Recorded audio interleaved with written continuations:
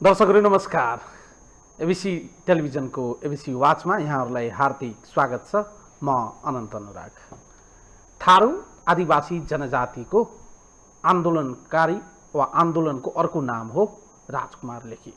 नेकपा एमालेको विद्यार्थी सङ्गठन हुँदै युवा सङ्घ हुँदै पार्टीको मूलधार राजनीतिमा लामो समय व्यतीत गरेर 2068 सालमा एमालेलाई छाडेर आदिवासी जनजाति थारूहरूलाई समेटिएर अलग्गै अधिकारको आन्दोलनलाई जोडबल गर्ने भन्दै अलग्गिएका थिए। तर ठिक 10 वर्षको समयावधि व्यतीत भएपछि थारू नेता राजकुमार लेखी पुनः नेकपा एमालेमा फर्किएका छन्। यो 10 वर्षको समयमा राजकुमार लेखीले आफ्नै नेतृत्वमा पार्टी गठन गरे। त्यो पार्टीलाई तत्कालीन सद्भावना पार्टीसँग एकता गरेर हालको राजपा जसपा हुँदै मौजुदा लोसपासँग आइपुग्नुभयो। तर केही समय अगाडि लोसपाबाट राजीनामा दिँदै पुनः नेकपा एमालेमा प्रवेश गरेका छन्। एउटा राम्रो सङ्केत चाहिँ के हो भने पार्टी परित्याग गर्दा पार्टीका नेताहरूमाथि लाञ्छना लगाउने, नेताहरूलाई आरोप लगाउने, नेताहरूलाई मानमर्दन गर्ने शैलीलाई पूर्णविराम लगाउँदै नेता राजकुमार लेखीले कुनै पनि नेतालाई कुनै आरोप नलगाइकन अब राजनीति नयाँ तरिका र सिराबाट गर्ने भन्दै पार्टीमा 2 लाइनको राजीनामा पत्र बुझाए र नेकपा एमालेको काठमाडौँमा जारी 3 दिने भव्य विधान महाधिवेशनकै क्रममा उहाँ नेकपा एमालेका अध्यक्ष केपी शर्मा ओलीको हातबाट पुनः मूलधारको पार्टी जहाँबाट राजनीति सुरु गरेका थिए त्यही पार्टीमा फर्के। यो 10 वर्षको समयावधिमा राजकुमार लेखीको राजनीतिक बुझाइ, मुद्दाको बुझाइ र नेपाली समाजको अहिलेको वर्गीय चरित्रको बारेमा आफ्नै किसिमको बुझाइरहेको छ। नेताहरूको बारेमा आफ्नै किसिमको बुझाइरहेको छ। 2062-63 पछि देशमा च्याउसरी उम्रिएका वैकल्पिक शक्तिको नाममा खोलिएका पार्टीहरू किन वैकल्पिक शक्ति बन्न सकेनन् भन्ने बारेमा पनि आफ्नै बुझाइहरू रहेका छन्। गत निर्वाचन पनि लड्नुभयो तर जित्नु भएन र यो बीचमा निरन्तर मधेस केन्द्रित दलसँग आबद्ध रहेर राजनीति गरिरहँदा थारू आदिवासी जनजातिका मुद्दाका सवालमा मधेस केन्द्रित दलभित्रको आन्तरिक किचलो र बुझाइ, नेतृत्वको कार्यशैली लगायतका विषयमा उहाँको मतभिन्नता र फरक तर्क रहिआएको थियो। सम्भवतः उहाँको तर्क, मतभिन्नता, बुझाइलाई मधेसी राजनीतिक दल र नेतृत्वले सम्बोधन गर्न नसकिने स्थिति उत्पन्न भएपछि नेकपा एमाले पुनः फर्किएको उहाँको सम्बोधनबाट हामीले झझल्को पायौँ। हामी संवाद गर्नेछौँ। हामीसँग हुनुहुन्छ भर्खरै नेकपा एमालेमा प्रवेश गर्नुभएका थारू नेता राजकुमार लेखीलाई। कार्यक्रममा स्वागत गरौँ। राजकुमारजी, कार्यक्रममा स्वागत गर्न चाहन्छु। धन्यवाद। पुरानै घर फर्किनु भएको छ, कस्तो अनुभव भइरहेछ अहिले? अनन्तजी, राजनीतिक रूपमा नेकपा एमालेमै राजकुमार लेखीको जन्म भएको थियो। अर्थात् यसो भनौँ कि राजनीतिक रूपमा एमालेबाटै राजकुमार लेखीको सामाजिक राजनीतिक कार्यक्षेत्र निर्माण भएको थियो। मैले नेकपा एमालेकै विभिन्न जनवर्गीय सङ्गठन, भातृ सङ्गठन हुँदै म चाहिँ आफ्नो राजनीतिक गतिविधि सुरु गरेको थिएँ र लामो समय आफ्नो ठाउँबाट विभिन्न जिम्मेवारी लिएर नेकपा एमालेको अञ्चल सम्पर्क मञ्च, जिल्ला सम्पर्क मञ्च, युवा सङ्घ, विद्यार्थी फाँट हुँदै विभिन्न जनवर्गीय सङ्गठन हुँदै म चाहिँ पार्टीको केन्द्रीय विभागमा बसेर पनि केही समय काम गरेँ र संविधान निर्माणको क्रममा संविधान सभा पहिलो विघटन भएपछि म राजीनामा दिएको थिएँ, एमाले पार्टी परित्याग गरेको थिएँ र धेरै समय अथवा भनौँ 1 दशक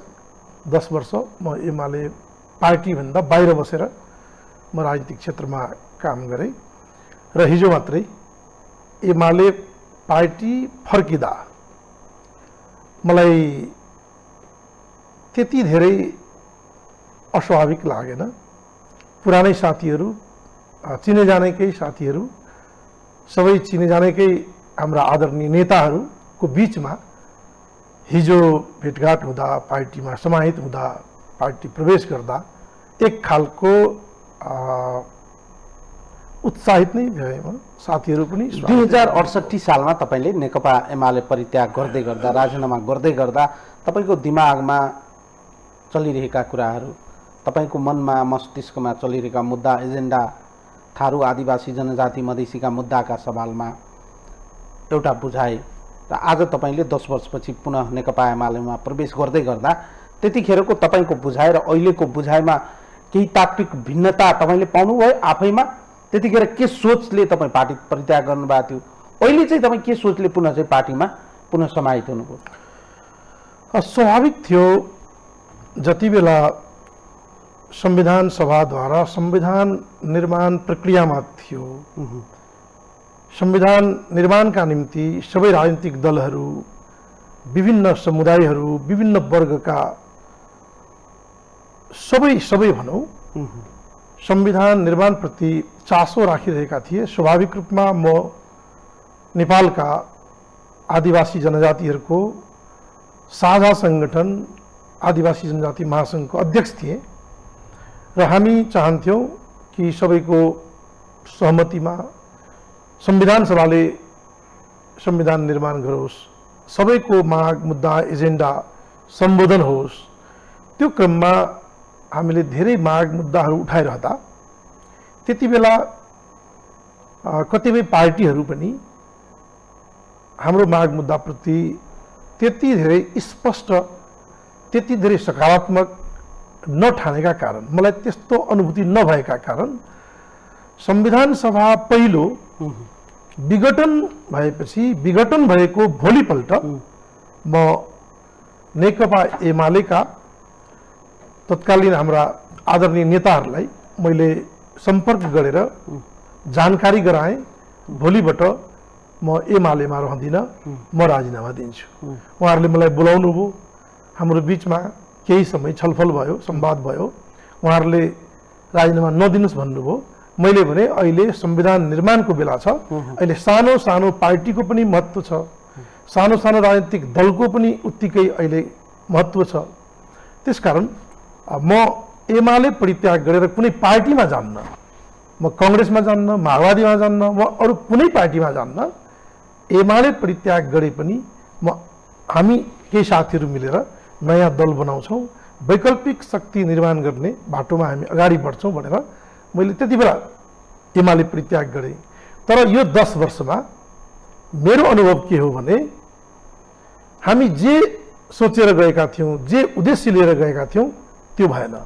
हामीलाई जनताले पनि पत्याएन, विश्वास गरेन र हामीले एकीकरण गरेपछि, एकता गरेपछि ती पार्टीहरू पनि त्यो ढङ्गबाट अगाडि बढ्न सकेन, अर्थात् वैकल्पिक राजनीतिक शक्तिको रूपमा उदाउन सकेन, अथवा भनौँ कांग्रेस एमाले माओवादी भन्दा फरक खालको अलि राम्रो गर्ने हिसाबले अगाडि आउन सकेन। त्यसकारण मलाई लाग्छ मेरो अनुभवमा नेपालका पछाडि परेका सबै समुदायको, सबै वर्गको माग मुद्दा सम्बोधन 10%ले 5%ले 15%ले मात्रै उठाएर त्यो माग मुद्दा सम्बोधन गराउन धेरै समय लाग्छ भने यदि हामी मूलधारको पार्टी ठुला पार्टीहरूको माध्यमबाट हामी ती मुद्दाहरूलाई सम्बोधन गर्न चाह्यौँ भने त कमसेकम 50%, 60%, 70% जनमत ती ठुला पार्टीहरूसँग छ। उनीहरूले पनि हाम्रो आवाजलाई बुझ्ने काम गरे भने, हाम्रो आवाजलाई उनीहरूले पनि गम्भीरतापूर्वक उठाइदिने काम गरे भने त्यही माग मुद्दा सजिलै सम्बोधन हुन सक्छ। यो विगतको अनुभवले मलाई बताउँछ। 10 वर्ष तपाईँ चाहिँ मधेस केन्द्रित दलमा आफ्नो पार्टी केही समय चलाउनुभयो, त्यसपछि मधेस केन्द्रित दलमा आबद्ध हुनु। यो 10 वर्षको अनुभवले मधेस केन्द्रित दलहरू जे मुद्दा र मागहरू उठाइरहेका छन् तिनीहरूको ल्याकतले भ्याउने खालका मुद्दा र मागहरू उठाएका होइनन् रहेछन् भन्ने कुरा तपाईँको अनुभूतिबाट प्रष्ट हुन्छ? हो, पहिलो कुरा त के हो भने उहाँहरूको जुन 5%, 10% जनमतले जुन कुरा गरिरहेको छ, जुन एजेन्डा उठाइरहेको छ त्यो तागत पुग्दैन। दोस्रो कुरा के हो भने एजेन्डा उठाउने कुरा, बोल्ने कुरा, अभिव्यक्त गर्ने कुरा एकातिर छ भने ती पार्टीका नेतृत्वहरूको व्यवहार ठिक उल्टो छ, अर्को दिशातिर छ। तपाईको बोली र व्यवहार मिलेन भने जनताले पनि विश्वास गर्दैन, स्वयं नेतृत्व पनि हामी सशक्त बन्न सक्दैनौँ। त्यसकारण साना पार्टीहरू जसले जे मुद्दा बोकेको छ तिनीहरू नै त्यो मुद्दाप्रति इमान्दार पनि छैन र जनमत थोरै भएका कारण ती माग मुद्दा एजेन्डाहरू राष्ट्रिय एजेन्डा बन्न सकेको छैन। त्यसकारण सम्बोधन गर्न समय लाग्छ, कठिन छ। मधेस केन्द्रित दलका नेतृत्वकर्ता नेताहरूकै कारणले त्यसो हो भने चाहिँ मधेसी राजनीतिक दल चाहिँ आम जनताको बीचमा स्थापित हुन नसकेको वा जनताले नेतृत्वकै कारणले चाहिँ नपत्याएको हो पार्टीलाई? यो त अब नेतृत्वमै निर्भर गर्ने कुरा हो। मुख्य कुरा त ड्राइभिङ सिटमा बसेका कुनै पनि व्यक्तिले, नेतृत्वले तपाईको स्टियरिङ जता मोड्छ गाडी त्यतै जाने हो। र राजनीतिमा पनि नेतृत्व तहमा रहेका नेताजीहरूले मुलुकलाई, समाजलाई र राजनीतिक पार्टीलाई जुन दिशामा लान खोज्नुहुन्छ त्यतै जाने हो। पछाडि सिटमा बसेका यात्रुलाई त गाडी कता जाँदैछ, कहाँ जाँदैछ, कुन गन्तव्य जाँदैछ त्यो त यात्रुलाई थाहा हुँदैन नि। त्यो त ड्राइभिङ सिटमा बसेका ड्राइभरलाई नै थाहा हुन्छ, चालकलाई नै थाहा हुन्छ। त्यस्तै राजनीतिमा त नेतृत्वकर्ता जो केही संख्यामा 2-4 जना 10 जना नेतृत्वमा रहेका हुन्छन् उहाँहरूलाई थाहा हुन्छ। त्यसकारण मलाई लाग्छ प्रमुख जिम्मेवार, मुख्य भूमिका त नेतृत्वकै हो। मुद्दा गह्रो भएर नेताहरूले चाहिँ मधेसका नेताहरूले बोक्न नसकेका हुन् कि मुद्दा भन्दा पनि नेताहरू व्यक्तिगत स्वार्थमा, सीमित स्वार्थका लागि चाहिँ आफ्ना सानो पसलहरू चलाएका हुन्? पहिलो कुरा त यो स्कुलिङको पनि कुरा आउँछ। मलाई लाग्छ मधेसवादी दल भनिएका राजनीतिक पार्टीहरू अथवा साना पार्टीहरू त्यहाँभित्रको जुन स्कुलिङ छ एउटा त त्यो पनि कारण हो। मधेसवादी दल भनौँ अथवा साना पार्टीहरू भनौँ, त्यहाँ न कुनै किसिमको प्रशिक्षण, न भेला, न अन्तर्क्रिया, न गोष्ठी, न सेमिनार, न कुनै राष्ट्रिय जागरणका अभियान केही पनि त्यहाँ हामी देख्दैनौँ। एकाध कार्यक्रमका रूपमा कहिलेकाहीँ हुन्छ, तर त्यो पनि सशक्त ढङ्गले हुन पाउँदैन। पहिलो कुरा त स्कुलिङको पनि कमी छ। रेडिमेड प्रस्तावहरू, रेडिमेड एजेन्डाहरू, निर्णयहरू रेडिमेड, यो पनि एउटा कारण हो। दोस्रो कारण साना पार्टीहरूमा त्यो एउटा अभ्यास, जुन अभ्यास हुनुपर्ने हो त्यो अहिले पार्टीकै रूपमा, पार्टी के हो, पार्टी जीवन के हो र पार्टीले के गर्न सक्छ। तपाईँ राजनीतिक दललाई राज्य चलाउने, देश मुलुक हाँक्ने एउटा साधनको रूपमा बुझ्नुहुन्छ भने तपाईको छाती पनि फराकिलो हुनुपर्छ। तपाई देश हाँक्ने कुरा गर्ने, तपाई मुलुक चलाउने कुरा गर्ने, राज्य सत्ता चलाउने कुरा गर्ने, तर व्यवहार तपाईको सानो चित्तको भयो भने तपाई न त समाज चलाउन सक्नुहुन्छ, न तपाई समुदाय चलाउन सक्नुहुन्छ, न देश चलाउन सक्नुहुन्छ। यो दोस्रो समस्या हो साना पार्टीहरूभित्र अथवा भनौँ हिजोका मधेस केन्द्रित दलहरू। यो गम्भीर समस्या छ त्यहाँभित्र। तपाईँ यो भन्दै हुनुहुन्छ मधेस केन्द्रित दल वा मधेस केन्द्रित राजनीति गर्ने राजनीतिक नेतृत्वकर्ता नेताहरू सेल्फ ड्राइभन पोलिटिसियन्स होइन रहेछ। त्यसो पनि नभनौँ, यो चाहिँ उहाँहरूमा पनि अनुभवको कमी भएको होला। म देख्छु जिल्ला जिल्लामा मधेसवादी दलहरू कहलिएका पार्टीभित्र पनि थुप्रै युवा साथीहरू, इमान्दार साथीहरू, सक्षम साथीहरू सैकौँको सङ्ख्यामा छ जिल्ला जिल्लामा, र देशैभरि हजारौँको सङ्ख्यामा त्यस्तो इमान्दार, इनर्जेटिक, डायनामिक, केही गरौँ भन्ने खालका सक्षम युवा साथीहरू धेरै हुनुहुन्छ। तर राजनीतिक पार्टीमा उहाँहरूको कुनै भूमिका छैन, कुनै जिम्मेवारीमा हुनुहुन्न। तपाईँ जिम्मेवारी नदिएपछि त कुनै दलमा तपाईले म यो दलको, म यो सङ्गठनको, विद्यार्थी सङ्गठनको, महिला सङ्गठनको, युवा सङ्गठनको अथवा यो विभागको तर्फबाट म यो कार्यक्रम गर्न चाहन्छु भने कसरी तपाईँले कार्ययोजना बनाउन सक्नुहुन्छ? सक्नुहुन्न। तपाईँमाथि जिम्मेवारी नै छैन भने, तपाईँमाथि जिम्मेवारी बोध हुँदैन भने तपाईँ काम कसरी गर्नुहुन्छ? म त लामो समयसम्म देखेँ कतिपय पार्टीहरूमा त्यहाँ न सङ्गठन विभाग छ, न प्रचार विभाग छ, न सचिवालय छ। त्यो भगवान भरोसे पार्टीहरू चलिरहेको छ। कसरी चलिरहेको छ आश्चर्य लाग्छ। देश हाँक्ने कुरा गर्ने तर आफै पार्टीहरू व्यवस्थित छैन। अनि पार्टी व्यवस्थित नभइसकेपछि तपाईँ देश कसरी हाँक्नुहुन्छ? यो समस्या मैले देखेँ। पार्टी नै बन्न सकेनन्। त्यसो भए पार्टी नै बन्न सकेन।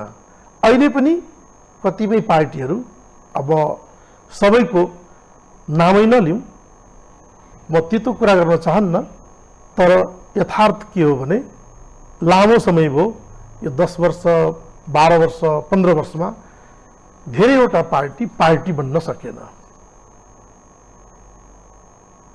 नाम चाहिँ वैकल्पिक पार्टी बनाउने, नाम चाहिँ वैकल्पिक शक्ति बनाउने, विचार सिद्धान्त र व्यवहार हेर्दा त्यही पश्चिगामी टाइपका यथास्थितिवादी र पुरानो चिन्तन बोकेको हो। अहिले रहेका एमाले, कङ्ग्रेस, माओवादी भन्दा पनि राम्रो गर्न नसकेका, तर आफूलाई दाबी चाहिँ हामी वैकल्पिक राजनीतिक शक्ति हो भन्ने, यो त व्यवहारलाई देखाउन सक्नु पर्यो नि जनताको। सवाल के हो भने राजकुमारजी, 62-63 पछि यता हामीले हेऱ्यो भने हिजोभन्दा आज त क्षेत्रीय राजनीति गर्ने दलहरूको स्थिति हिजोभन्दा आज गम्भीर हुँदै गएका छन्।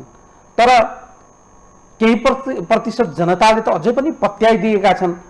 उनीहरूका जुन चाहिँ एउटा सो कल्ड पार्टी भन्ने छ, त्यो पार्टीलाई चलाइदिएका छन्। त्यहाँ केही व्यक्तिहरूले चाहिँ स्थान पनि पाएका छन्। त्यहाँ मेरिटोक्रेसी भन्दा पनि त्यहाँ काखी च्याप्ने पोलिटिक्सले चाहिँ प्रश्रय पाएका छन्। योग्य भन्दा पनि आफ्नालाई प्रमोट गर्ने खालका गतिविधिहरू भइराखेका छन्। यी यावत कुराहरू त निरन्तर यो 10 वर्षभित्र अनुभव गरिरहँदा अझै पनि केही प्रतिशत जनताले उहाँहरूको यो राजनीतिक व्यापारलाई भर्ती गरिदिएका छन् नि। ती जनता पनि जनतै त हुन् नि, होइन र? होइन, नेपाली नागरिक हामी भन्छौँ नि सचेत भएका छन्। हिजोभन्दा आज निश्चित रूपमा नेपालका नागरिक जागरुक छन्, राजनीतिक रूपमा सचेत छन्। तर खास गरेर प्रदेश 2 को कुरा गरौँ, क्षेत्रीय दलको कुरा गरौँ, त्यहाँ कुनै न कुनै रूपमा क्षेत्रीय दल सानो साइजमा अझै पनि अस्तित्वमा रहन सक्छ। तर त्यो क्षेत्रीय दलको अब त्यो हैसियत, त्यो ताकत अब रहँदैन जसले आफ्नो माग मुद्दा एजेन्डालाई सशक्त ढङ्गले उठाउन सकोस् र सम्बोधन गराउन सकोस्। त्यो ल्याकत, त्यो ताकत अब क्षेत्रीय पार्टीहरूमा, क्षेत्रीय दलहरूमा त्यो चाहिँ हैसियत अब म चाहिँ देख्दिनँ। सानो साइजमा यो होला। ब्रोकर पोलिटिक्स हुन्छ नि। अब मधेसमा ठुला दललाई गाली गरेर मत लिने, काठमाडौँ आएपछि तिनै दलसँग हातेमालो गर्नुपर्ने र तिनै दलको छत्रछायामा राष्ट्रिय राजनीति गर्नुपर्ने बाध्यात्मक स्थिति। आम जनताले यदि काङ्ग्रेस एमालेलाई नै गाली गरेर मधेसवादी दलहरूलाई भोट दिएका छन् भने र ती नेतृत्वकर्ता नेताहरू काठमाडौँ आएर काङ्ग्रेस एमालेकै शरणमा पर्छन् भने आम मधेसका जनताहरूले बिचमा चाहिँ बिचौलिया राजनीतिक कर्मीलाई किन राखिराख्ने भन्ने प्रश्न अहिलेको महत्त्वपूर्ण प्रश्न हो मधेसको सवालमा। एकदम हो। म त अझ भन्छु, राष्ट्रिय राजनीतिमा रहेका, मूल प्रवाहमा रहेका मूलधारका पार्टीहरू अझै गम्भीर भएर चिन्तन मनन गरेर एउटा यो निष्कर्ष निकाल्न सकियो भने कि अब संविधान हामीले बनायौं, संविधान निर्माण भयो, अब छुटेका माग, मुद्दा, एजेन्डाहरूलाई हामीले नै किन नबोक्ने? क्षेत्रीय दलहरू, सानो पार्टीहरूले उठाइरहेको माग, मुद्दा, एजेन्डालाई मिहिन ढङ्गले सबैसँग छलफल गरेर, संवाद गरेर यदि मूलधारकै पार्टीहरूले त्यसलाई सम्बोधनको बाटोमा अगाडि बढायो भने त यी साना पार्टी, क्षेत्रीय पार्टीहरूको त अस्तित्व नै खतरामा पर्छ। म त त्यो देख्छु। र यदि साँच्चै हामी सबै नेपालको हित चाहन्छौँ, हामी सबै नेपालको समृद्धि चाहन्छौँ, हामी सबै नेपाललाई राम्रो गर्न चाहन्छौँ भने त देश हाँक्ने पार्टीहरूले यो विषयहरूमा सबैसँग छलफल गर्दा के बिग्रिन्छ? नागरिक समाज छ, अनि साना साना पार्टीहरू छन्, ती सबैलाई एक ठाउँमा ल्याएर छलफल गराएर यदि एमाले, कांग्रेस लगायतका ठुला पार्टीहरू नै त्यो दिशामा अगाडि बढ्यो भने साना पार्टीहरूको अस्तित्व खतरामा पर्छ।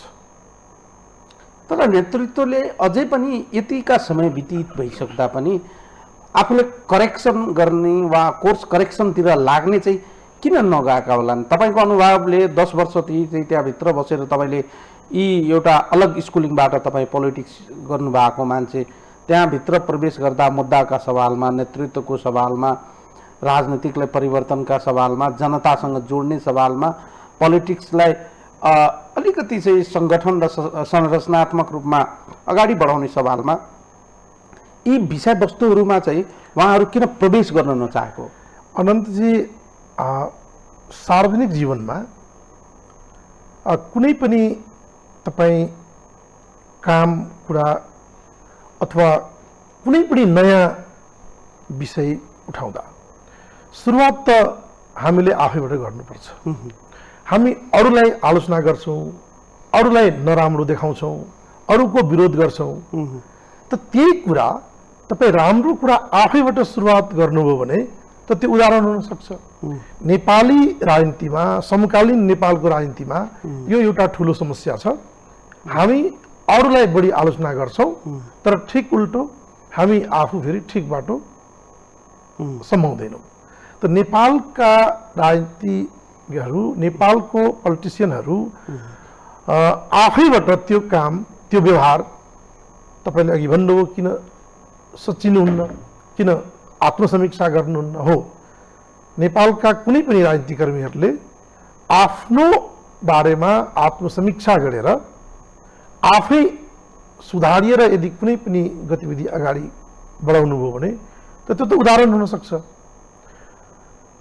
म ठान्दछु कि राजनीतिमा लाग्ने मान्छेहरू हजारौं छन्, अझ लाखौं छन्। के लाखौं मान्छे सबै मेयर, उपमेयर, प्रदेश सांसद, संघीय सांसद सम्भव छ? छैन। राजनीति के हो? त्यो सांसद बन्नु मात्रै राजनीति हो अथवा मेयर र उपमेयर बन्नु, वडाध्यक्ष बन्नु मात्रै राजनीति हो? होइन। राजनीति त सेवा हो। त्यसकारण तपाईँ लाभको पदमा नगए पनि राजनीति हुन्छ। तपाईँ राजनीतिक क्षेत्रमा के दिनका निम्ति समाज, देश र जनतालाई राम्रो गर्नका निम्ति तपाईँ राजनीतिमा आउनु भएको छ भने त तपाईँलाई कुनै पनि गाउँका मान्छेले, कुनै पनि समाजका मान्छेले, कुनै पनि जिल्लाका मान्छेले फलानु व्यक्ति अथवा फलानु पार्टीका फलानु व्यक्ति कमसेकम यो ठगी गर्दैन है, यो बदमास छैन है, यो राम्रो मान्छे छ भनिदिए त मलाई लाग्छ त्योभन्दा बढी के चाहियो। हरेक पार्टीभित्र यस्ता व्यक्तित्व निर्माण गरेका 2-4 जना मान्छेहरू त छन्, सबै पार्टीभित्र छन् यस्ता जसले यो एउटा अभ्यास, यो एउटा उदाहरण प्रस्तुत पनि गरिरहेको छ। तर समस्या के हो भने नेपालका नागरिकहरू पनि, नेपाली जनताहरू पनि ती व्यक्तित्वहरूको योगदानलाई, त्यो उदाहरणीय व्यक्तित्वहरूको त्यो आचरणलाई त्यति नोटिस गर्दैन। समस्या यो पनि छ, सत्ता, शक्ति, पावर कोसँग छ अनि तिनैको वरिपरि हामी पनि, हाम्रो समाजका मान्छेहरू पनि झुमिन्छन्। त्यसकारण समस्या दुवैतिर छ, नेतृत्वमा पनि छ र नेपालका नागरिकहरूमा पनि छ। मधेस केन्द्रीय दलका नेताहरू प्रति आम मधेसका मतदाताहरूको विश्वास उड्दै गएको स्थिति हो। त्यसो भए अब यो ठ्याक्कै अहिले त नभनौँ, अलिकति छिटो हुन्छ, निर्वाचन आउँदैछ, हामी प्रत्यक्ष रूपमा अनुभव गर्न पाउँछौँ। तर एउटा अनुमान चाहिँ मेरो के हो भने हिजो जुन खालको राप ताप आन्दोलनको एउटा जुन उमङ्ग उत्साह र त्यो दलप्रति, त्यो नेताहरूप्रति जुन खालको एउटा लगाव थियो जनताको, त्यो घट्दै घट्दै घट्दै गएको छ। त्यो चाहिँ आउने निर्वाचनमा हामी प्रत्यक्ष देख्न पाउँछौँ। र पनि उहाँहरू अझै पनि वैकल्पिक शक्तिको नाममा मधेसलाई, मधेसको माग पुरा गराउने सवालमा, मधेसलाई समृद्ध बनाउने सवालमा मिठा मिठा कुरा गर्न त हच्किनु भएको छैन। देख्नुभयो नि प्रदेश 2 मा त प्रदेश सरकार एमालेको छैन, अस्तिसम्म कांग्रेसको थिएन, अस्तिसम्म माओवादीको पनि थिएन। प्रदेश 2 मा त मधेसवादी दलहरूकै सरकार थियो। तर 7वटा प्रदेश मध्ये सबैभन्दा बदनाम, सबैभन्दा करप्ट, भ्रष्ट को रूपमा प्रदेश 2 सरकारलाई चिन्छ नेपाली जनताले। भर्खर हामी सबैले थाहा पायौं, अख्तियारले छापा मार्ने काम गर्यो अनि प्रदेश सरकारका मुख्यमन्त्रीदेखि मन्त्रीहरूले प्रतिक्रिया दिनुभयो कि अख्तियारले हामीलाई सूचना नदिकन, हामीलाई जानकारी नदिकन यो चाहिँ गलत काम गर्यो, बेठिक काम गर्यो।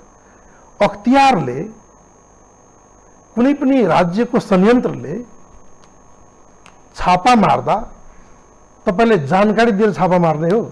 ल हामी छापा मार्न आउँदैछौँ, तपाईको के गल्ती छ, त्रुटि छ, बिल भोचर के मिलाउनु भएको छैन सबै फरफारक गर्नुस्, सबै बिल भोचर मिलाएर राख्नुस्, के अनियमितता भएको छ त्यो सबै मिलाएर राख्नुस्, हामी छापा मार्न आउँछौँ भनेर छापा मार्ने हो। मतलब कस्तो प्रतिक्रिया प्रदेश 2 का सरकारको, मलाई त आश्चर्य लाग्यो। त्यसकारण मलाई लाग्छ प्रदेश 2 सरकार प्रति जुन अपेक्षा थियो प्रदेश 2 कै जनताको, देशभरिकै जनताको, त्यो आशा, अपेक्षा र विश्वासमा मलाई लाग्छ अब तर तर्कना जनताले, उहाँहरूको तर्कना त अर्कै छ। उहाँहरू के भन्दै हुनुहुन्छ भने संहिता विरोधीहरू, संहिता नचाहनेहरू, संहिता नरुचाउनेहरूले प्रदेश 2 लाई बदनाम गरिरहेका छन्। हामी भ्रष्टाचारी गरेका छैनौँ, हामीलाई बदनाम गर्ने प्रयास हुँदैछ। राज्यको नियन्त्रणमा, ठुला दलको नियन्त्रणमा रहेका निकायहरूले हामी माथि गलत व्यवहार गर्ने काम भयो, हामी माथि अलिकति बायोस भयो भन्ने तर्कना गरिराख्नु भएको छ उहाँहरू। ए त्यसो भए हरेक हप्ता हरेक महिना हामी पढ्न पाउँछौँ, सुन्न पाउँछौँ सञ्चार माध्यमबाट कि प्रदेश 2 का मन्त्रीहरू 20% कमिसन नपाइकन नलिकन कुनै विकास निर्माणको काम गर्नुहुन्न। हामी हरेक हप्ता हरेक महिना यो सुन्न पाउँछौँ सञ्चार माध्यमबाट। यो पनि सुन्न पाउँछौँ यदि 20% मा अलिकति कमी भयो, 10% मात्रै कमिसन गयो भने पनि ती मन्त्रीहरू त्यो उपभोक्ता समितिको अध्यक्ष कहाँ आफै पुग्नुहुन्छ अनि त्यहाँ उहाँहरूको वाद विवाद हुन्छ। खुल्लम खुल्ला यो प्रदेश 2 को यो चाहिँ चरित्र त हामी सुनिरहेकै छौँ। केही समय त म आफै अनुभव गरेँ, प्रदेश 2 सरकारको नीति आयोगमा बसेर हामी आफै अनुभव गऱ्यौँ, कमिसनको खेल देख्यौँ र हामी सुरुमा त प्रदेश सरकारलाई, मुख्यमन्त्रीजीलाई भेटेरै हाम्रो नीति आयोगको टिमले यो चाहिँ सुशासन पारदर्शिताको कुरा गर्छौँ तर प्रदेश सरकार आफै त्यसबाट चुकेको छ भनेर भन्यो। उहाँहरूले यो त गम्भीर विषय हो, एकदम ठिक सल्लाह दिनुभयो भन्नुभयो। त्यसको 1 महिनापछि एउटा कार्यक्रम थियो, थुप्रै सङ्घ संस्था मिलेर प्रदेश 2 को राजधानी जनकपुरमा आयोजना गर्नुभएको थियो। विषय थियो सुशासन र पारदर्शिता। प्रदेश नीति आयोगका माननीय उपाध्यक्ष डाक्टर हरिवंश झा पनि वक्ता हुनुहुन्थ्यो। उहाँले सुशासन र पारदर्शिताको बारेमा केही कुरा राख्नुभयो, स्पष्ट कुरा राख्नुभयो र सरकारलाई अलिकति सुझाव पनि दिनुभयो। तर उहाँहरूलाई चित्त बुझेन, मन परेन अनि प्रदेश सरकार र नीति आयोगको बीचमा अलिकति विवाद उत्पन्न भयो। त यो त जगजाहेर कुरा छ, एउटा सञ्चार माध्यमले होइन, प्रदेश 2 का अधिकांश सञ्चार माध्यमले कुनै न कुनै हप्ता, कुनै न कुनै महिना त यो समाचार दिएकै हुन्छ। त्यसकारण उहाँहरूले अब संघीयता विरोधी जे भने पनि त्यो चाहिँ आफ्नो कमजोरीलाई, भ्रष्टाचारका त्यो आरोपहरूलाई त्यो दबाउनका निम्ति, त्यो ढाकछोप गर्नका निम्ति उहाँहरूको त्यो अभिव्यक्ति हो। संघीयता विरोधी त प्रदेश सरकारमा तपाईँ हुन्छ, राम्रो गरेर देखाउनुहोस् न, भइहाल्यो। प्रदेश सरकार तपाईँहरूको छ, तपाईँहरूले उदाहरण बनेर देखाउनुहोस्। सरकारले पनि उदाहरण हामीले गजब गरेका छौँ, अरू प्रदेशभन्दा बढी कानुन बनाएका छौँ, हामी त रातारात प्रदेश 2 लाई स्वर्ग बनाउने बाटोमा छौँ। रातारात हामीले चाहिँ प्रदेश 2 लाई चाहिँ अब काया पलट गर्दैछौँ। बजार बजारमा ठाउँ ठाउँमा मुख्यमन्त्रीका ठुल्ठुला ब्यानरहरू लागेका छन्, मन्त्रीहरूका ब्यानरहरू लागेका छन्, ठाउँ ठाउँमा समाज सेवा गरेका मन्त्रीहरूको त्यहाँ महिमा मण्डन गरेका छन्, ठाउँ ठाउँमा कतै साइकल बाँडेका छन्, कतै के बाँडेका छन्, कतै के गरेका छन्। दाबी सुन्दा त ओहो साँच्चीकै 2 नम्बर प्रदेश त गजब पो भयो कि भन्ने पनि कहिलेकाहीँ लाग्दो रहेछ नि त। म आफ्नै निर्वाचन क्षेत्रको कुरा गर्छु। प्रदेश सरकारले केही कामहरू, विकास निर्माणका कामहरू, केही सामुदायिक भवनहरू हाम्रै निर्वाचन क्षेत्र 70 को क्षेत्र नम्बर 1 मा उहाँहरूको सहयोगमा केही विकास निर्माणको काम भयो। 3 महिना नपुग्दै, 3 महिना नबित्दै उहाँहरूले बनाएको सामुदायिक भवन चुहिन थाल्यो, पुलहरू भत्किन थाल्यो। यसलाई के भन्ने? कति राम्रो काम गर्नुभयो, वाह स्याबस भन्ने कि यो चाहिँ उहाँहरूले खराब काम गर्नुभयो भन्ने? यस्ता उदाहरण तपाईँ हरेक जिल्लाको हरेक निर्वाचन क्षेत्रमा पाउनुहुन्छ। र मलाई लाग्छ प्रदेश 2 अन्तर्गतका, प्रदेश 2 सरकारका। तर एउटा सवाल के छ भने, तपाईँ लामो समय रहनु, म अर्को प्रसङ्गमा जानुभन्दा अगाडि अन्तिम प्रश्न गरेँ। सरकारमा पठाएका एउटा मन्त्रीले बदमासी गर्न सक्लान्, मुख्यमन्त्रीले अलिकति तलमाथि गर्न सक्लान्, वा कुनै पदाधिकारीले कुनै तलमाथि गर्न सक्लान्। समष्टिगत रूपमा पार्टी सञ्चालन गर्ने नेतृत्वले त आफ्ना मन्त्रीका कमी कमजोरीहरूलाई समीक्षा गर्ने, करेक्सन गर्ने र त्यसलाई दण्डित गर्ने वा त्यसलाई पनिसमेन्ट गर्ने वा त्यसलाई स्याबासी दिने कुरा त पक्कै पनि होला नि, त्यस्तो पनि गरिएको देखिएन। अनन्तजी, म स्पष्ट भन्छु, म त त्यो पार्टीको जिम्मेवार ठाउँमै थिएँ। अस्तिसम्म हामी धेरै पटक प्रदेश 2 का जिम्मेवार नेताहरूको बीचमा र केन्द्रीय नेताहरूको बीचमा सिङ्गो पार्टी पंक्ति हामी 2 पटक 3 पटक जनकपुरमा महत्त्वपूर्ण बैठक गऱ्यौँ। त्यसपछि काठमाडौँमा 2 पटक 3 पटक बैठक भयो। त्यहाँ धेरै साथीहरूको, प्रदेश 2 कै धेरै साथीहरूको त्यहाँ भावना अभिव्यक्त भयो कि सरकार मात्रै दोषी छैन, सरकार त पार्टीको हो र पार्टीको नेतृत्व त प्रदेश 2 का नेताहरूले मात्रै गर्नुभएको छैन, सिङ्गो पार्टीको नेतृत्व पनि जिम्मेवार बन्नुपर्छ भन्ने प्रश्नहरू हामीले उठायौँ र थुप्रै साथीहरूले उठाउनु भयो कि यदि प्रदेश सरकारमा त्यो त्रुटि छ, त्यो गल्ती छ र उहाँहरू यदि सुशासनका निम्ति, पारदर्शिताका निम्ति गम्भीर हुनुहुन्न भने पार्टी एक्सनमा जानुपर्छ। पार्टी चुप लागेर बस्नु हुँदैन। तर नेतृत्वहरू उहाँहरूले सुन्नुभयो, हामी यसलाई गम्भीरतापूर्वक लिन्छौँ भन्नुभयो, दोषीमाथि कडा कारवाही गर्छौँ भन्नुभयो, तर केही पनि भएन, कुनै कारवाही पनि भएन, निर्णय पनि कार्यान्वयन भएन। गरिएको निर्णय कार्यान्वयन नहुनुको पछाडिको प्रमुख कारण के हो भने तलदेखि माथिसम्म प्रदेश सरकार आफ्ना नेताहरूलाई मानसिक बुझाउने काम गर्छन्। यो जनकपुरमा तपाईँ यत्र तत्र सर्वत्र तपाईँ त्यो परिसरमा प्रदेश सरकारको त्यो कम्पाउन्डभित्र सुन्न पाउनुहुन्छ। अर्थात् प्रदेश सरकारमा रहेका मन्त्रीहरू आफ्ना नेताहरूलाई मानसिक बुझाउँछन्। त्यसकारण उहाँहरू आफ्ना मन्त्रीहरूलाई, आफ्ना कुनै पनि सरकारमा रहेका पदाधिकारीहरूलाई उहाँहरूले खराब काम गरे पनि, बेठिक काम गरे पनि, भ्रष्टाचार गरे पनि उहाँहरू चाहिँ हटाउन सक्नुहुन्न, कारबाही गर्न सक्नुहुन्न, उहाँहरूलाई दण्डित गर्न सक्नुहुन्न र पार्टीको निर्णय कार्यान्वयन उहाँहरू गर्न नसक्नुको कारण तलदेखि माथि सबै उहाँहरूको बीचमा मिलीभगत छ। यो विषयलाई मैले छोडेँ, तपाईँको फेरि मूलभूत पार्टी नयाँ पार्टीमा आउने कुरा गर्न चाहन्छु। सामान्य रूपमा तपाईँले 10 वर्ष अगाडि जुन स्थितिमा, जुन स्ट्यान्डमा, जुन एउटा सर्कमस्टान्सेस थियो छोड्नुभयो, त्यति बेलाको नेकपा एमालेको बुझाइ र अहिले जुन नेकपा एमाले छ, के तात्विक भिन्नता पाउनुभयो अथवा मधेसको मुद्दालाई बुझ्ने सवालमा, एजेन्डालाई स्थापित गर्ने सवालमा, थारू आदिवासी जनजातिका मूलभूत विषयवस्तुहरूलाई सम्बोधन गर्ने सवालमा केही तात्विक भिन्नता देख्नुभयो तपाईँले?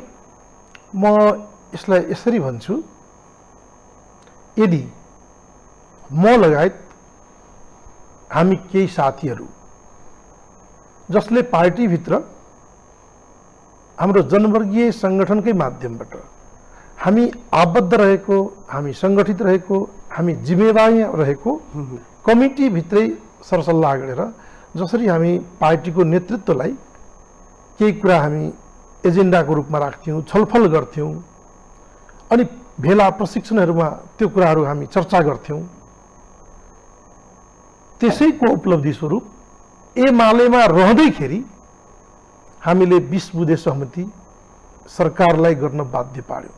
20 बुँदे सहमति भयो आदिवासी जनजाति महासङ्घसँग, 9 बुँदे सहमति हामीले गरायौँ, सरकारले हामीसँग 9 बुँदे सहमति गर्यो, त्यसलाई पालन पनि गर्यो। हामीसँग 6 बुँदे सहमति गर्यो, त्यसलाई पालन पनि गर्यो। त्यो एमालेमै रहेका कारण हामी उनीहरूलाई सहमत गरायौँ र आफ्नो एजेन्डामा सहमत गराएर सरकारलाई सहमत गराएर त्यो माग पुरा गर्न हामी बाध्य पार्यौँ। हामीले केही धैर्यता गरेर एमाले भित्रै बसेर एमाले परित्याग नगरेर यदि अझै हामी काम गरेको भए, म मात्रै होइन अरू साथीहरू पनि, धेरै साथीहरूले छोड्नुभयो, यदि नछोडेको भए मलाई लाग्छ यो 10 वर्षमा हामी अझ धेरै माग मुद्दाहरू हामी एमालेबाटै पुरा गर्न सक्थ्यौँ। एमाले सरकारलाई पछुतो लागेको छ यो 10 वर्षको समय खेर फाल्दा? फर्केर हेर्दा हेर्नुहोस्, सुरुवातमा त मैले भने कि संविधान निर्माणको चरणमा पार्टी परित्याग गरेर पनि मैले आफ्नो तर्फबाट, हामी सानो पार्टीको तर्फबाट हामी धेरै कुराहरू, एजेन्डाहरू, धेरै माग मुद्दाहरू एजेन्डाको रूपमा उठायौँ। त्यो एउटा छलफलको विषय बन्यो राज्यका सामु, संविधान सभाका सामु। त्यसमा नै मलाई पछुतो लागेको छैन। तर त्यस पछाडिको समय जुन खेर गयो, विभिन्न पार्टीहरूमा हामी आश गरेर बस्यौँ कि वैकल्पिक शक्ति बन्ला, एमाले भन्दा पनि राम्रो एउटा परिष्कृत, सुसङ्गठित वैकल्पिक शक्तिको रूपमा हामी पार्टी बनाएर जान सकौँला, जुन आशा र विश्वास गरेर हामी एमाले परित्याग गरेका थियौँ। त्यो मानेमा मलाई लाग्छ, मलाई पछुतो छ कि हामी त्यस्तो हुन सकेनौँ, हाम्रो पार्टी त्यस्तो बनाउन सकेनौँ। वैकल्पिक शक्ति भन्यौँ, नयाँ राजनीतिक शक्ति भन्यौँ, तर त्यो पनि गए गुज्रेको राजनीतिक शक्तिमा अहिले हामी परिणत भएको देख्छौँ। वैकल्पिक शक्तिको नाममा बकुलो बन्ने काम भयो। हो, वैकल्पिक शक्ति भन्ने तर गए गुज्रेको शक्तिको रूपमा आफूलाई रूपान्तरण गर्ने, यो विडम्बनापूर्ण अवस्थाबाट जुन गुज्रेको पर्यो, तर त्यो मानेमा तपाईँ स्थापित थारू कम्युनिटीको एउटा चर्चित नेता हुनुहुन्छ। आदिवासी जनजाति महासङ्घलाई हाँकिसक्नु भएको छ। पछिल्लो समय थारू आदिवासी जनजातिका माग र मुद्दाहरू जुन प्रकारले मुखर भएर आएको छ, थारूहरूमाथि कैलालीमा जुन प्रकारका बर्बर घटनाहरू भए, कतिपय मुद्दा, झुट्टा मुद्दामा अझै पनि हजारौँ थारूहरू घरबार विहीन भएका छन्। ती माग मुद्दाहरूको सवालमा थारू नेताको रूपमा मधेस केन्द्रित दलबाट चुनाव जित्नुभएका रेशम चौधरीजी अझै पनि जेलमा हुनुहुन्छ। उहाँहरूलाई रिहा गराउने सवालमा यी यावत विषयवस्तुहरू अहिलेको स्थितिमा तपाईँ जतिका नेता नेकपा एमालेमा प्रवेश गर्दै गर्दा यी तमाम विषयवस्तुहरूको बारेमा नेकपा एमालेलाई कति क्लियर पाउनुभयो तपाईँले? यो विषयवस्तुहरू सहज तरिकाले नेकपाले एमालेले बोक्ने सम्भावनाको अपेक्षा गर्न सक्ने ठाउँ र ती विषयवस्तुहरूलाई साँच्चीकै व्यवहारिक रूपमै थारूहरूलाई चाहिँ जुन प्रकारको अहिले अन्याय भएको महसुस भएको छ, तिनीहरूलाई न्याय दिने कुरामा नेकपा एमालेले चाहिँ तमाम रूपले बोक्ने स्थिति र त्यतातिर केन्द्रित हुने अपेक्षा गर्न सकिन्छ? सकिन्छ। हामी व्यवहारमै केही समयभित्रै त्यो हामी देखाउँछौँ। हामी यो 2-4 वर्षको अवधिमा त्यस्तो के हामी प्रयास गर्यौँ बताउनुहोस् त? रेशमजी आबद्ध रहेको पार्टी, जुन पार्टीको चुनाव चिन्ह लिएर रेशमजी निर्वाचित हुनुभयो, त्यही पार्टीमा हामी निरन्तर हामी बहस गर्थ्यौँ युवाहरूको बिचमा, युवा साथीहरूको बिचमा कि यसलाई एउटा एजेन्डाको रूपमा पार्टीभित्र छलफल चलाउँ र अन्य पार्टीहरूको बिचमा पनि सामूहिक रूपमा छलफल चलाउँ। अनि सबै हामी सहमत भयौँ भने एउटा सहज निकासको वातावरण बन्न सक्छ। त्यो त कहिल्यै पार्टीभित्र छलफल भएन। म राजकुमार लेखी जसपामा हुँदा पनि, लोसपामा हुँदा पनि, राजपामा हुँदा पनि मलाई त जानकारी छैन। रेशमजीको बारेमा पार्टीभित्र एजेन्डाको रूपमा कुनै बैठकमा, कुनै छलफलमा, कुनै अन्तर्क्रियामा त्यो विषय बन्न सकेन। तर बाहिर आउँदा त उहाँहरूले त रेशम चौधरीमाथि अन्याय भयो भनेर भन्नुहुन्छ, कहिलेकाहीँ संसदमा पनि बोल्नुहुन्छ, कहिलेकाहीँ नेताहरूसँग उच्च स्तरीय भेटघाटबाट बाहिर निस्किँदा पत्रकारहरूको सामु उहाँहरू त निकै चर्को रूपमा बोल्नुहुन्छ। त्यो त उहाँहरूले प्रयास गर्नुभएको छ, संसदमा बोल्नु भएको छ होइन। त्यो त म भन्दिनँ कि बोल्नु भएको छैन। मेरो भनाइ के हो भने तपाईँको पार्टीभित्र संसदमा मात्रै होइन, पार्टी पङ्क्तिभित्र, तपाईँको केन्द्रीय कमिटीमा, तपाईँको कार्यकारिणी समितिमा, तपाईँको पार्टीको फोरमहरूमा छलफल गराएर बाँकी अन्य पार्टीहरूको बिचमा पनि सामूहिक छलफल गराएर त्यो एउटा एजेन्डालाई सकारात्मक दिशातिर लाने काम भएन। त्यसमा अरू पार्टीलाई पनि यो चाहिँ अन्याय भएको छ। तपाईँ यो भन्दै हुनुहुन्छ रेशम चौधरी मधेस केन्द्रित दलको लागि र अथवा रेशम चौधरी जुन पार्टीसँग आबद्ध छन् त्यो पार्टीको लागि रेशम चौधरी ब्ल्याङ्क चेकको रूपमा प्रयोग भयो राष्ट्रिय राजनीतिमा यो 4 वर्ष। अब मैले यो कुरा भनिरहेको छैन, तर आम नेपालका बौद्धिक व्यक्तित्वहरूले, यो सञ्चार जगतले, नागरिक समाजले त त्यही बुझिरहेको छ, त्यही भनिरहेको छ। यो मेरो कुरा होइन, रेशमजीलाई अथवा निर्दोषहरूलाई देखाएर जे भइरहेको छ त्यो यो मेरो आरोप होइन, यो त आम नेपाली जनताको आरोप हो। रेशम चौधरीको रिहाको माग अब नेकपा एमालेको माग बन्ने सम्भावनाको अपेक्षा गर्न सकिन्छ यहाँबाट? एकदम। अब हामी सबैका बीचमा त्यसलाई विषय बनाउनुपर्छ। एउटा पार्टी मात्रै होइन, विभिन्न पार्टीको बीचमा त्यसलाई एउटा अन्यायलाई हामी कसरी न्याय दिन सक्छौँ त्यो दृष्टिकोणबाट हामी छलफल चलाएर हामी न्याय दिलाउने पक्षमा जानुपर्छ। म विश्वस्त छु नेकपा एमाले भित्रै पनि हामी बहस छलफल गराएर हामी अगाडि बढ्न सक्छौँ। यो त विगतमा हामी गरेको काम हो, किन नसक्ने? कुनै पनि विषयलाई छलफलमा ल्याउनु पर्यो, छलफल गराउनु पर्यो, अनि यो सहमत गर्ने कुरा हुन्छ। एकैचोटि सहमति खोजेर त कसरी हुन्छ? पटक पटक छलफल गराउनु पर्यो। तर हेर्दा के देखिन्छ भने राजकुमारजी, तपाईँलाई पनि राम्ररी थाहा छ, तपाईँ जुन वर्गको, जुन समुदायको, जुन क्षेत्रमा तपाईँ राजनीति गर्दै हुनुहुन्छ, अहिले त्यो वर्ग, त्यो जात, त्यो समुदाय, त्यो क्षेत्र राज्यको कोप भाजनमा परेको देखिन्छ त प्रष्ट तरिकाले। त्यसमा कतिपय कमी कमजोरी राज्यको त छँदैछ, कतिपय त्रुटि कमजोरी त हाम्रो पनि होला नि।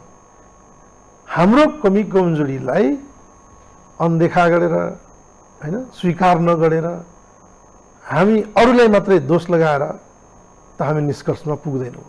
म प्राय देख्छु, खास गरेर हाम्रो समाजका धेरै व्यक्तिहरूको कुरा सुन्छु, आरोप बढी लगाउने, आफू सिनको नभाच्ने, अरूलाई दोषारोपण मात्रै गर्ने अनि आफू सिनको नभाच्ने। यसरी त समाज अगाडि बढ्दैन नि, यसरी त कहीँ पनि हामी पुग्दैनौँ नि। त्यसकारण हामी चाहिँ निकै राम्रो, बाँकी अरू चाहिँ सबै बेठिक भन्ने जुन मानसिकता छ यसलाई हामीले त्याग्नुपर्छ। अन्तिम प्रश्न गर्छु, तपाईँ लामो समयपछि नेकपा एमालेमा आउनुभयो। नेकपा एमालेको नेतृत्व अहिले पार्टी अध्यक्ष केपी शर्मा ओलीले गर्दै हुनुहुन्छ। नेकपा एमाले विभाजनको अहिले पीडा भोगिरहेको छ। राष्ट्रिय राजनीतिको माहौल यस्तो बनेको छ कि UML versus rest of the political parties. Nekapa UML चौतर्फी रूपमा घेराबन्दीमा परेको देखिन्छ। अल्टिमेटली जनताको विश्वास, जनताको मतबाट नै पार्टी ठुलो र सानो हुने हो। आगामी निर्वाचनको कम घटी बढी भनेको 17-18 महिनाको समयावधि छ। यो घेराबन्दीमा परिरहेको बेला तपाईँ जस्ता नेताहरू नेकपा एमालेमा आउँदा नेकपा एमाले पुनः शक्ति, जनताबाट शक्ति आर्जन गरेर ठुलो पार्टीको रूपमा स्थापित हुने कतिको चुनौती देख्नुहुन्छ? पहिलो कुरा त अनन्तजी, नेपालको राष्ट्रिय राजनीतिमा अहिले पनि राजनीतिको केन्द्रबिन्दु, राष्ट्रिय राजनीतिको प्रमुख केन्द्रबिन्दु अहिले पनि एमाले हो र अहिले पनि एमालेको अध्यक्ष केपी ओली नै हो। अहिले पनि नेपाली राजनीति एमाले बिना र केपी ओलीको नेतृत्व बिना, केपी ओलीको नेतृत्व बिनाको एमाले बिना राष्ट्रिय राजनीति अगाडि बढ्न सक्दैन। यो 2 महिना, 2.5 महिनाको अनुभवले त त्यही साबित गरेको छ।